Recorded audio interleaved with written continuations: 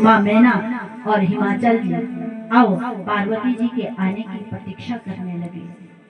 इधर माँ पार्वती वन में जब तप करने के लिए गई, गंगा में स्नान किया और एक वृक्ष के नीचे बैठ करके हृदय में भगवान शंकर को प्रणाम करके, भगवान शंकर को धारण करके भगवान शंकर को प्राप्त करने के लिए तप का शुभारंभ किया है। और किस प्रकार माँ पार्वती तप कर रही है, गोस्वामी जी ने चौपाइयों के माध्यम से सुंदर वर्णन किया है।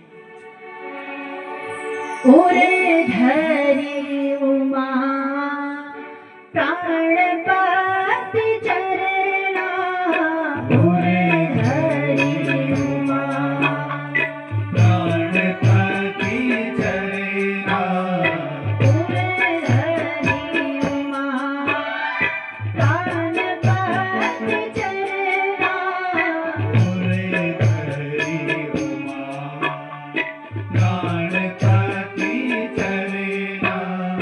जाए विपिन लागे